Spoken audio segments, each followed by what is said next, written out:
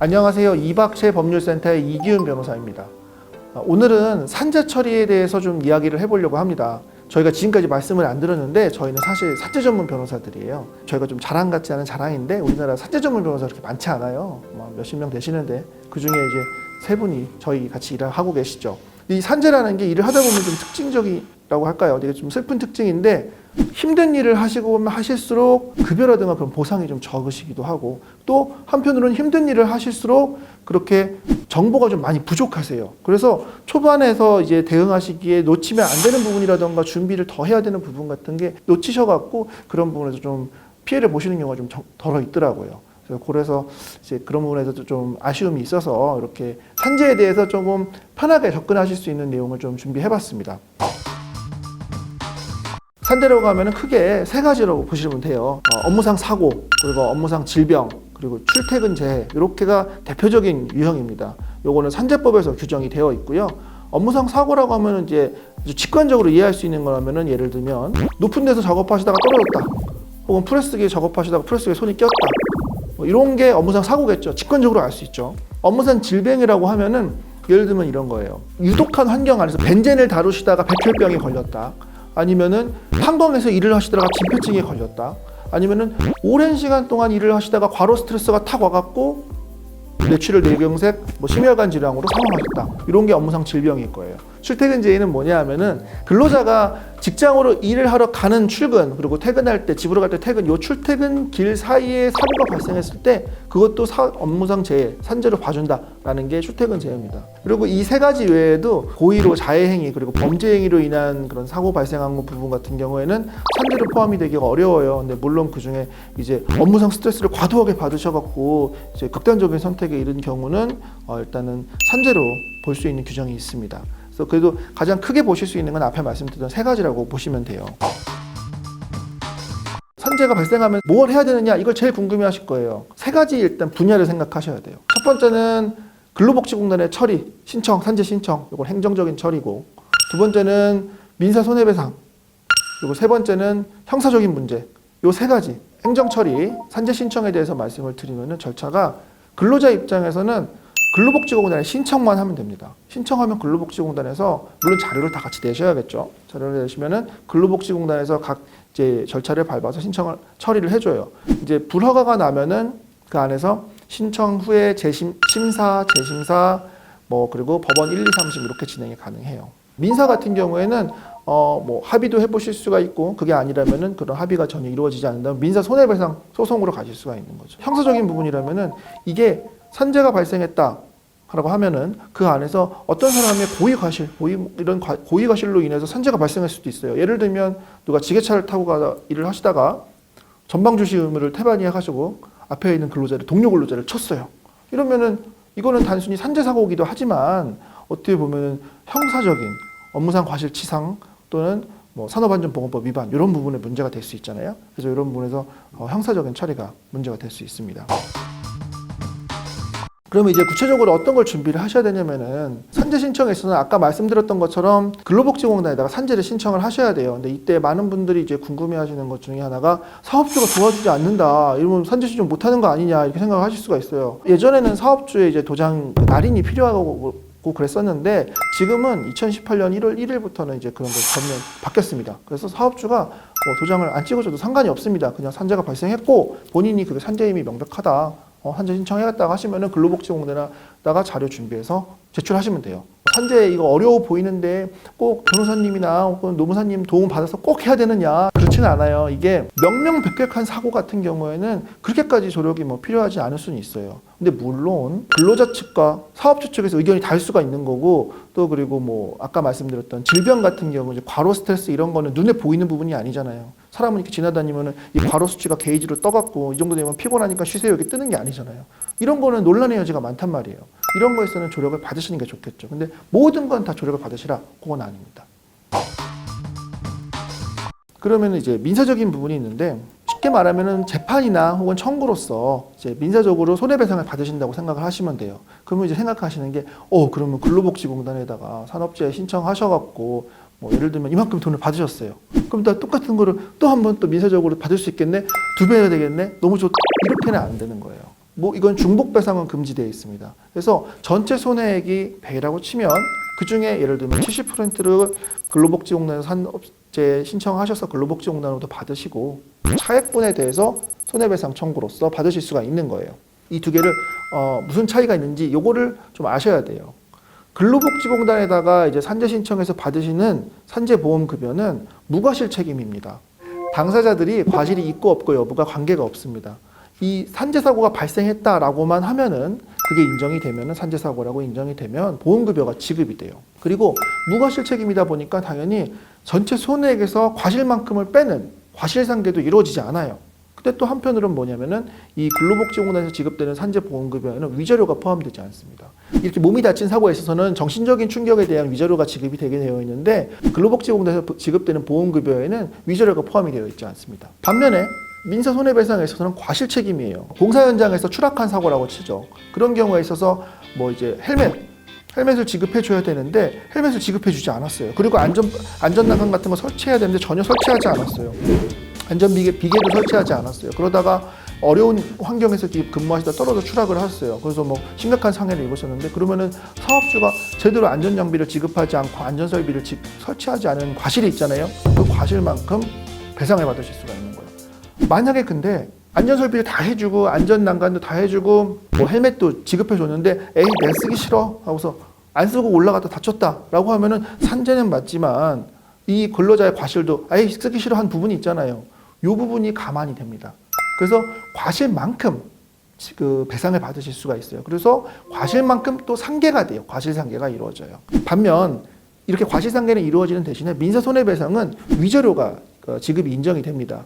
위자료 같은 경우에는 지금 명확하게 법적인 기준 이런 건 아니지만은 사망사고의 경우에는 1억 원 내외로 이제 책정이 시작이 되긴 해요. 위자료 같은 경우에도 그런 재해자의 과실이라든가 재반 사정 같은 걸 두루두루 고려해서 장애라든가 이런 부분을 두루두루 고려해서 판결이 나오게 됩니다. 여튼간에 위자료가 지급이 된다. 이런 게 산재랑 민사의 차이점입니다.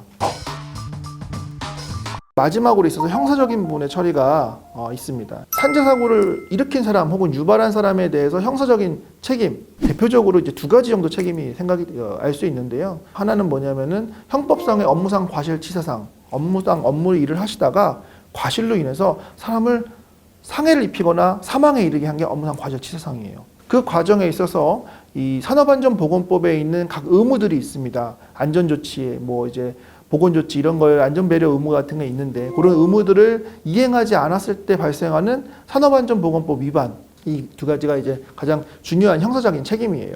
그럼 이 형사적인 책임을 어떻게 물으시나? 일단 산재사고가 발생했어요. 그러면은 보통 이제 크게 다치셨다라고 하면은 119가 올 수가 있죠. 근데 그런 경우에 119가 아주 중요하다고 하면은 직접 경찰서에 연락을 해서 이게 경찰로 바로 인지가 될 수 있도록 하기도 해요. 형사적인 처리가 전혀 이루어지지 않는다면은 재해자가 직접 고소를 하셔야 됩니다. 관할 관청에다가 관할 경찰서에다가 고소를 진행하실 수도 있고 관할 고용노동부에다가 진정을 넣으셔갖고 이제 조사를 받도록 할 수가 있어요. 그렇게 되면은 관할 수사기관에서 수사가 진행이 됩니다. 그렇게 되면은 이제 나중에 가서 그 죄를 지은 사람 피의자가 관련된 사건으로 해서 처벌을 받을 수가 있게 되는 거예요. 물론 그 와중에서 이 서로 간에 원만하게 합의가 이루어지게 된다면은 형사 합의도 별도로 이루어질 수가 있는 부분이고요. 그러면 이렇게 산재사고가 발생했을 때 구체적으로 준비해야 될 증거 같은 건 무엇이 있을까? 이런 게 가장 궁금하실 수 있어요. 이렇게 생각하시면 편해요. 그 현장에 그 사고가 발생하게 된 경위를 명백하게 밝혀줄 수 있는 증거라면은 증거를 가리지 않고 다 준비하시면 됩니다. 일단은 현장 사진이 필요합니다. 인명구조가 우선이기 때문에 인명구조를 먼저 하셔야 되고 하는데 일단 현장 사진을 되게 최대한 보존을 해두셔야 돼요. 멀찍이 찍으시는 것보다 그 안에 안내 표지판이라든가 그 보호 장비라든가 이런 게 있었다면은 그런 것까지 자세하게 나올 수 있도록 찍으셔서 준비해 두시는 게 좋고요. 그 당시에 목격자가 있었다면 목격자 혹은 동료 근로자의 진술 같은 게 필요합니다. 그거는 이제 사실확인서라든가 진술서 이런 형태로 서면으로 받으셔도 좋고 전 그게 힘드시면은 이제 녹음 혹은 녹음을 이제 나중에 속기를 하시는 녹취서 이런 부분으로 준비를 하셔도 상관없습니다. 이건 사업주 입장에서 필요한 증거일 수도 있겠는데요. 안전교육 일지라든가 안전장비, 보호장비 이런 부분을 가지고 발급한 내역, 지급한 내역 이런 게 있으면은 꼭 준비를 해두시는 게 좋아요. 안전장비라든가 안전교육 같은 건 사업주가 과실이 있고 없고에 대해 아주 중요한 증거인데 이런 부분이 전혀 없다라고 하면은 사업주의 과실이 높아지겠죠. 근데 있는데도 불구하고 이걸 준비하지 않는 거는 또 문제가 될 수 있습니다. 근데 또 중요하신 거는 이런 일지라든가 보호장비 이런 지급 내역 같은 경우에는 제해자의 서명, 사인이 있는 그런 자료로 꼭 준비를 하시는 게 좋습니다. 구급차가 왔던 시급한 사고, 업무상 사고 같은 경우에는 초진 의무기록 그리고 119가 출동하고 이렇게 했다라고 한다면은 구급활동 일지 이런 부분도 중요한 자료가 될 수 있어요. 그리고 또 업무상 질병 중에서 예를 들면 과로 스트레스로 인한 뭐 심혈관, 뇌혈관 질환이라던가 아니면 극단적인 선택으로 인한 사망사고 이런 것 같은 경우에는 가장 중요한 내용 중에 하나가 업무의 어려움과 업무의 괴로움 이런 부분입니다. 근무 시간이 길었다에 대한 뭐 근무 일지라든가 업무 내용에 대한 자세한 내용들, 뭐 어떤 업무를 했고 업무 분장이라든가 업무 난이도라든가 이런 부분에 대한 자료들, 서로 간의 업무 지시 오고 간 이메일 같은 자료들도 중요한 자료가 될 수 있습니다. 이런 부분의 자료들을 준비하시는 게 관련된 산재 사고에서 대응할 때 꼭 필요한 부분이기도 합니다. 업무상 스트레스나 업무상 사고나 업무상 질병으로 인해서 정신적인 장애가 남은 경우도 혹은 정신적인 장애로 인해서 극단적인 선택을 하신 경우도 산재로서 보호를 받으실 수가 있어요. 정신적인 장애가 남은 경우라고 하면 예를 들면은 건설 현장에서 추락했는데 추락하면 몸이 다치잖아요. 근데 그 다음에 PTSD가 올 수가 있어요. 이제 그런 경우에는 관련된 의무 기록이라든가 진단서 같은 거를 첨부를 해서 그런 부분을 준비를 해가지고 추가 상병이겠죠. 일단 최초의 상병인 육체적인 상병 이외에 그런 정신적인 상병도 장애를 받아서 그 부분에 대해서 보험급여를 지급받으실 수가 있습니다. 과로 스트레스가 있고 그로 인해서 이제 극단적인 선택을 하셨다. 그것도 이제 인정을 받으실 수가 있어요. 우리 산재법에는 이제 자해로 인한 경우에는 산재를 인정하지 않는다라고 규정하면서도 한편으로는 이 극도의 업무상 스트레스로 인해서 그런 자기 의사와 달리 이렇게 극단적인 선택을 한 경우는 인정해준다 이렇게 또 규정이 되어 있거든요. 내가 너무 업무상 스트레스를 받아서 내가 무슨 짓을 저지르는지도 모르는 상태에서 이제 극단적인 일이 벌어졌다라고 했을 때는 그 부분에 대해서는 이제 업무상 질병으로 인정을 받아서 유족급여라든가 장의비라든가 이런 부분을 다 지급받으실 수가 있습니다. 근데 좀 어렵기도 해요. 사실 솔직하게 말씀드리면 이 부분 소송이라든가 이런 게 굉장히 어려운 부분의 영역에 속합니다. 왜냐하면은 그 스트레스라는 게 눈에 보이는 게 아니잖아요. 그리고 또 보통 우리나라 이제 문화상 이제 정신과 기록을 남는 걸 되게 싫어하세요. 그래서 그러다 보니까 소송을 진행할 때 진료기록 감정이라던가 뭐 이런 걸 해보고 싶은데 진료기록이 하나도 없는 거죠. 일기장만 있는 경우가 많아요. 그러면은 이 부분은 되게 어려울 수도 있죠. 또 한편으로는 유언장 같은 걸 쓰시는 경우도 좀 어렵게 될 수도 있어요. 이게 되게 아이러닉한데 유언장에다가 회사에서 무슨 업무로 인해서 내가 너무 극단적인 선택을 하게 됐고 너무 힘들다, 누가 너무 날 괴롭힌다 이런 걸 쓰셨어요. 그러고서 뭐 이제 극단적인 선택을 하셨는데 그걸 보고서 이렇게 명료하게 자기 의사를 밝히는 거 봤을 때 업무상 스트레스로 인해서 인지 능력이라든가 판단 능력이 저하된 상태가 아니라고 보아서 산재 인정 안 해준 케이스들이 상당히 많이 있었어요. 충격적이죠. 분명히 거기에 그렇게 밝혔는데도 불구하고. 근데 물론 최근에 이제 판례라든가 저희가 진행했던 최근 많은 사건들 같은 경우는 아까 말씀드렸던 것처럼 진료 기록도 없고 유언장이 그렇게 쓰셨는데도 불구하고 승소 판결이 나는 경우가 많이 있긴 한데 그 과정까지도 일반적인 아주 단순한 산재만큼 명료하다 이렇게 보기는 좀 어려울 수 있죠. 역시 이제 우리나라 법에서도 그런 부분 다 보장을 할 수 있도록 해줬기 때문에 잘 준비가 된다면은 충분히 보상받을 수 있습니다. 네, 오늘은 업무상 재해의 개괄적인 부분에 대해서 좀 많이 말씀을 드렸어요. 제가 두루두루 말씀드리다 보니까 좀 내용이 좀 많기는 한데 기본적으로 3가지 정도만 기억을 하시면 됩니다. 첫 번째는 산재는 사업주의 동의 없이도 신청이 가능하시니까 잘 준비해서 신청을 하시면 되겠습니다. 두 번째는 준비하실 때 그 당시에 현장에서 있었던 일 그리고 업무 내용에 대한 부분을 충실히 준비를 하시길 바랍니다. 그리고 세 번째로 모든 부분 산재에 있어 뭐 전문가의 조력이 필요한 건 아니지만 좀 사실관계라든가 법률적인 부분에 있어서 모호한 부분이 있으면 꼭 법률가의 조언을 받으시길 바랍니다.